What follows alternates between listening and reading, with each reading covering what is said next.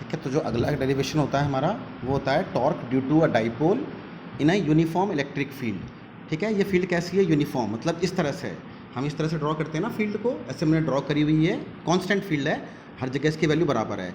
इसमें एक डाइपोल रख दिया आपने ए बी नाम से, ये कुछ ऐसा रखा हुआ है कि इसका जो एंगल आ रहा है इलेक्ट्रिक फील्ड के साथ वो कितना है, सपोज थीटा। तो यहाँ पे हम बात करते हैं टॉर्क की। देखो पहले तो देखो एक बार को इलेक्ट्रिक फील्ड की परिभाषा क्या होती है। इलेक्ट्रिक फील्ड किसी भी चार्ज के लिए क्या होती है, फोर्स पर यूनिट चार्ज। तो अगर मैं फोर्स को निकालूंगा तो फोर्स की वैल्यू क्या हो जाएगी, फोर्स हो जाएगी Q इंटू में E। ठीक है, तो देखो इस फॉर्मूले का यहाँ पे यूज़ है। अगर मैं इस चार्ज की बात करूँ तो ये चार्ज क्या है, प्लस का, इसके ऊपर फोर्स कहाँ लगेगी, अगर आप फोर्स निकालोगे तो फोर्स कितनी होती है, Q इंटू में E। इसका चार्ज तो हो जाएगा Q, इलेक्ट्रिक फील्ड की वैल्यू हो गई E, Q इंटू में E, बड़ा वाला Q लिखा था मैंने यहाँ पे। और इसके ऊपर चार्ज, इसके ऊपर फोर्स कहाँ लगेगी, इसके ऊपर लगेगी ऐसे इस तरफ F, और ये वैल्यू कितनी होगी इसकी, मैग्नीट्यूड इसका भी कितना होगा, QE। ऐसा क्यों बोल रहा हूँ, देखो वेक्टर में देखो इस फॉर्मूले को, F बराबर Q इंटू E। यहाँ से हम क्या बोलते हैं, अगर ये वाला चार्ज प्लस का होता है, अगर चार्ज Q होता है पॉजिटिव, तो फोर्स कहाँ लगती है उसके ऊपर, इलेक्ट्रिक फील्ड की वजह से फोर्स इलेक्ट्रिक फील्ड के डायरेक्शन में लगती है। ठीक है, और अगर चार्ज नेगेटिव होता तो फोर्स कहाँ लगती, अपोजिट इलेक्ट्रिक फील्ड को। दो पॉइंट ये वाले होते हैं, और भी बहुत तरीके होते हैं देखने के। एक तरीका ये हो सकता है कि देखो मान लो इलेक्ट्रिक फील्ड ऐसे थी, तो इलेक्ट्रिक फील्ड हमेशा कहाँ से शुरू होती है, प्लस से, कहाँ खत्म होती है, माइनस पे। तो अगर इलेक्ट्रिक फील्ड का डायरेक्शन ऐसा है तो इसका मतलब यहाँ पे कोई बहुत बड़ा प्लस होगा, यहाँ पे कोई बहुत बड़ा माइनस होगा।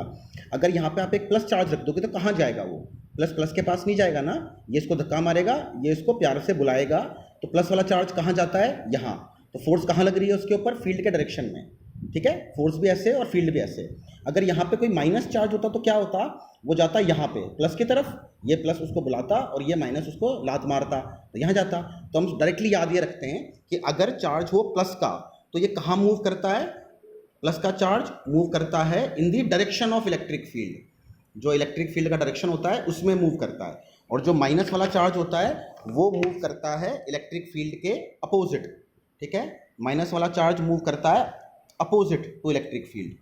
तो आप ऐसे बोल दो, जो ये डाइपोल रखा हुआ था इसको दोबारा बना देता हूं मैं। ये जो डाइपोल रखा हुआ था ऐसे, ये प्लस Q था और ये था माइनस का Q। ठीक है, इसके ऊपर फोर्स लग रही होगी ऐसे, उसकी वैल्यू होगी Q इंटू E। माइनस वाले पे फोर्स लग रही होगी ऐसे, इसकी वैल्यू होगी Q इंटू E। थोड़ा डाइपोल को मैं मोटा बना देता हूँ ताकि दिख जाए क्लियरली वो। ये डाइपोल था हमारा।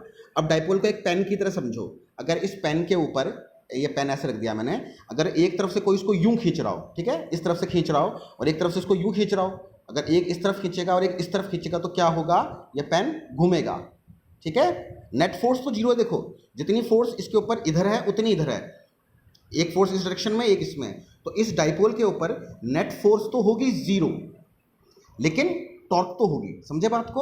अगर कोई चीज़ ऐसे रखी हुई है, आप मान लो उसको यूं घूम रहे, इसको आप यूं खींचते हो इस तरफ ऐसे, और एक तरफ से कोई यहाँ खींच रहा है तो ये चीज़ यूं घूमेगी ऐसे, तो जो टॉर्क लगेगा वो टॉर्क निकालनी है आपने। टॉर्क का फॉर्मूला जो आपके 11th क्लास में आता था वो होता है, अगर दो फोर्सेस की वजह से, तो आप उसको ऐसे लिखते हो, इंटीग्रल आप लिख देते हो, या तो सिंपल बिना इंटीग्रेशन के भी, फोर्स इनटू में परपेंडिकुलर डिस्टेंस। ये परपेंडिकुलर डिस्टेंस क्या होता है उसकी बात अभी करेंगे हम, पहले यहाँ तक देखो इस फॉर्मूले को। यहाँ पे फोर्स का फॉर्मूला आता है E डॉट ऐसे, सॉरी टॉर्क का फॉर्मूला आता है हमारे पास में, फोर्स इनटू में परपेंडिकुलर डिस्टेंस। ये परपेंडिकुलर डिस्टेंस क्या होता है एक्चुअली में, ये परपेंडिकुलर डिस्टेंस होता है distance between line of action of forces, line of action of forces. देखो ये डाइपोल था हमारा, इस पे एक फोर्स लग रही है यूं, एक फोर्स लग रही है ऐसे। इन दोनों फोर्सेस की जो लाइन है, इस वाली फोर्स की लाइन है ये और इस वाली फोर्स की लाइन है ये, इनके बीच में मिनिमम दूरी क्या होगी, ये परपेंडिकुलर, इसको मैं बोल देता हूँ H। ठीक है, अगर मैंने डाइपोल को मार्क करा था मान लो, तो ये AB, ये पॉइंट पे बोलता हूँ P, और ये वाला एंगल था थीटा। तो हमारा मतलब यहाँ पे इस H से होता है, जिसको आपने यहाँ लिखना है। तो आप अगर डाइपोल के ऊपर लिखोगे टॉर्क का फॉर्मूला, तो जो दोनों फोर्स लग रही हैं दोनों की वैल्यू कितनी है, Q इंटू E। तो यहाँ पे पॉजिटिव वैल्यू रखते हैं और यहाँ पे परपेंडिकुलर डिस्टेंस आता है, वो क्या बन जाता है, H। ठीक है, अब देखो इस ट्रायंगल में देखो H की वैल्यू कैसे निकालोगे आप, इस एंगल के लिए ये तो है परपेंडिकुलर और जो डाइपोल है उसकी लेंथ है 2L, ये क्या है, हाइपोटेन्यूज। इस एंगल के लिए ये है परपेंडिकुलर, ये है हाइपोटेन्यूज। तो आप क्या लगाओगे यहाँ पे साइन थीटा। साइन थीटा होता है परपेंडिकुलर बटे में हाइपोटेन्यूज। तो हाइपोटेन्यूज की वैल्यू सॉरी एच की वैल्यू क्या आएगी 12 इंटू में साइन थीटा। ठीक है, इस पेन ने आत्महत्या कर ली।